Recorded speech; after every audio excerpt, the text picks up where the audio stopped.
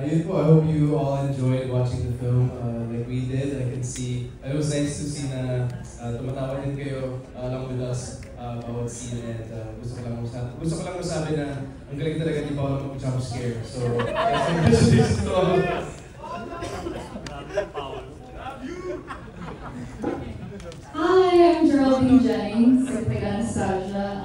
Thank you guys all so much for coming. It's my first movie, so I'm so excited. And I think everybody else enjoyed. Did you guys enjoy it? Yes? Yeah, I think you guys all love the scenes with James and Dave and Paolo when they were all shirtless. But thank you so much, everyone. Everyone did a really great job. And this talaga was for Tito Leo Dominguez, so I'm so grateful that he trusted me. My first project is a lead role, so thank you so much. Thank you. And Eric Abel as well, of course. Yes, unang beses ko napanood. Doon may mga nakita akong eksena nung dubbing process namin. May mga dinap kami eksena doon kasi medyo mahina talaga yung audio. Pero alam ko, na-excite ako na natuwa ako kasi hindi ko nabasa yung buong script kasi yung mga binigay na talaga sa akin na eksena sa script is yung mga part namin na natin, yung mga eksena ko with, lahat ng mga eksena ko, yun yung binigay sa akin. So, seeing the whole film, with scoring, with the great cinematography and great actors alongside me, nakaka-proud to be part of a project like this. Kasi syempre, ang dami mong matututunan bilang kami, lalo kami bilang mga bago sa industriya. Kailangan talaga namin mapaliliran ng mga taong talented talaga sa industriya para mas matuto kami. And yun naman yung takeaway namin dito. Dami namin natutunan bilang artista. And maraming salamat sa mga naging reactions nyo kanina, sa mga tawa nyo, sa mga tili nyo. Ayun maraming salamat po. Once again, maraming salamat po sa lahat ng mga pumunta at sa oras na binigay nyo. Actually, sobrang honored po ako na makasama dito. First time ko namin actually panoorin yung lahat kanina. Sobrang daming mga surprise factor, no? Kaya tsaka, nakakatuwa lang. And then working with my co-actors, napakagaling, napaka-inspiring. Kaya, yun po, sana supportan niyo mo yung pelikula. Maraming salamat po. Yeah, thanks. Well, actually, it's the artistic, it's for the arts, yeah, for the elements. So it's something we had to do. But actually, my character, it was quite innocent. It's an innocent, sweet kiss. She's a young girl, so it's not like a sexy, but very cute love, like your first boyfriend sort of love. Yeah, puppy love. So, yeah. What about workshop? Practice kiss. Yeah, I did workshops with Miss Jo Macasa, a lovely woman. I also did some in LA beforehand. So I did prepare for this naman, yeah. But I have a lot to improve on, still to work on, but I'm very happy with my first performance. So, thank you. I don't know what's the reaction of your mom. My mom? I know, well, at first my mom she was really shocked, she was really surprised, but I think overall she's really happy with it. But yeah, she loved the scene. I think everyone had a jump scare with Paolo's scene, where he was, the butt exposure, but it was a good one, and I think everyone laughed, so I think, we were a bit surprised with that one, but it was good. Yeah, it was for the arts, so, yeah. People laughed at my ass. People laughed at your ass, yeah. Art appreciation. Paolo, napaproud ka ba? Pinag-usapan ng behind mo.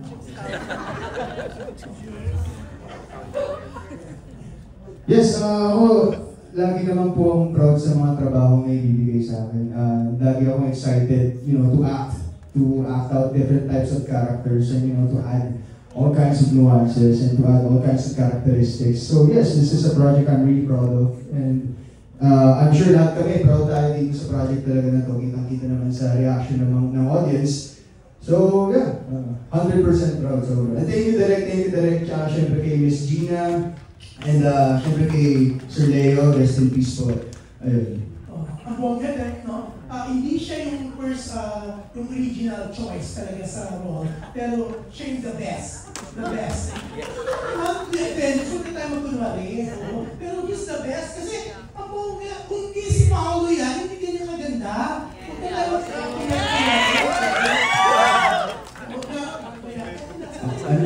i-Gcash nyo. Sige lang po.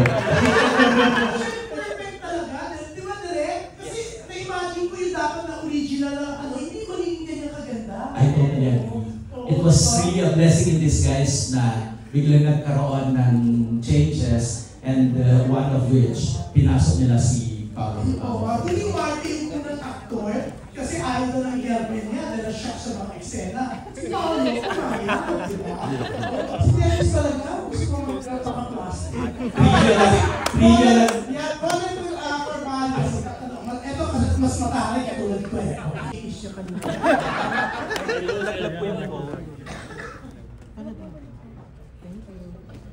Hello. Parang Jameson.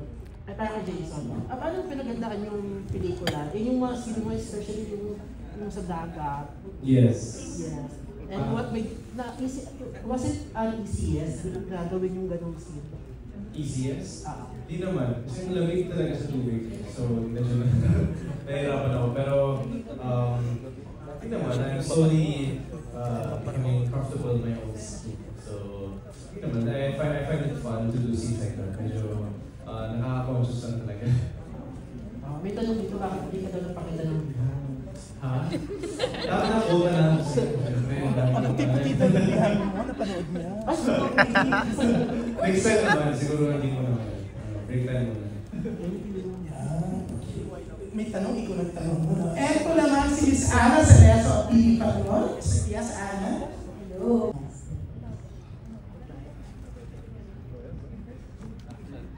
Sorry to be proud. Sorry to natin dito kayo. Sa akin personally, yung ano po, yun nga yung body-bad. Kasi hindi po ako ganun pa confident sa katawan yung mga thing. Pero yun nga, I think I pull it off ng mga ayos. And, ito, so far. Kasi, sa ano naman, sa mga acting scenes naman, natadala naman po ako sa mga eksena kasi nga po magagaling po yung mga ka-eksena ko. Kaya nagkakahawakan po ng energy. Para sa akin, isa sa pinaka-challenging siguro is yung love scene namin natin sa tabi ng baboy. Kasi iniisip ng mga tao, yung mga ka-eksena. Hindi, inisip ko sa mga tao na madali lang yung mga love scenes and madali lang yung pagkumain natural. Pero it takes a lot of choreography. It takes a lot of rehearsals. Bago namin mag-pull off yung gano'n, syempre, thank you din Direk sa pagiging patient sa amin. And, tsaka mahirap kami pag-sex sa tabi ng baboy. Totoo mga baboy yung baboy. Totoo mga baboy yun. And nakita lang yung baboy na yun, buhay pa before patayin. Dapat nga, sa totoo lang, dapat kumunan natin direct ng shot, diba? Dapat kumunan namin ng shot na talagang sinasaksak yun eh. Tapos sabi ko direct, hindi ko po talaga kaya. Hindi ko po talaga kaya, direct, kaya na lang, i-cut na lang natin. Huwag na ako yung sumaksak. Sabi ko, huwag na. So ayun, siguro yung pinaka-challenging sa akin, yung love scene sa tabi ng baboy.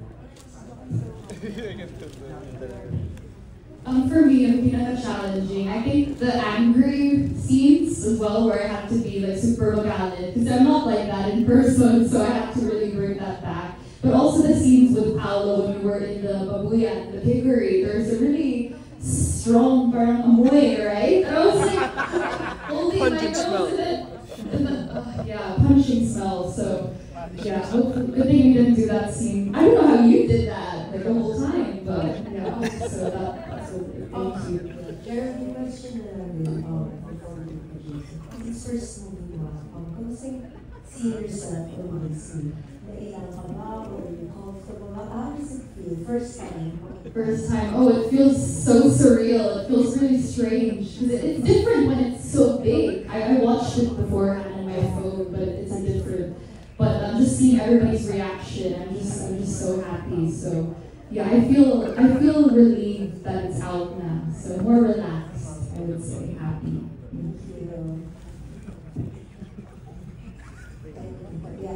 Just a challenge. Challenge for me, siguro yung mga beach scenes lang talaga. Siguro yung, syempre, we all have, the boys have to you have to look good on screen, so medyo challenging part yan. Pero, well, okay naman. Miss Loto, may challenge ko sa'yo. Pinaka-challenging? Yung humarap sa akin itong batong naka-brief lang. Parang first time yan sa kanan ng career ko nangyari na ito. Sabi ko, take! Joke lang. It was everything was it was fun. It's fun working with eager group of actors, yung eagerness to do good, to learn, to make the storytelling of our director talagang close to perfect. Ano mo yun? Kasi makikita mo naman as an artista ka, sana hindi ko ginawa yun, or I could have done it better, or I could have done it the other way, di ba? But all of us, it was a good shoot while we were all there, so we were just happy. And during that time, Leo was also visiting us all the time. Lagi nagpapakain ng pizza, di ba? So, wala, it's you submit your character, and then you do your best as an actor to portray your role. Ang mo, alam nyo, kahit na gano'n ang eksena na grabe kay Paolo, di ba? First time. Oh, pero nakapag-dial ka pa rin talagang my daughter is not a pig. Oo nga. Nakalimutan ko na nga yung eksena yun. Kanina ko lang naalala. Naalala ko rin ako si Mama Kat. Kinalimutan mo na, Miss Dot. Oo, nakalimutan ko.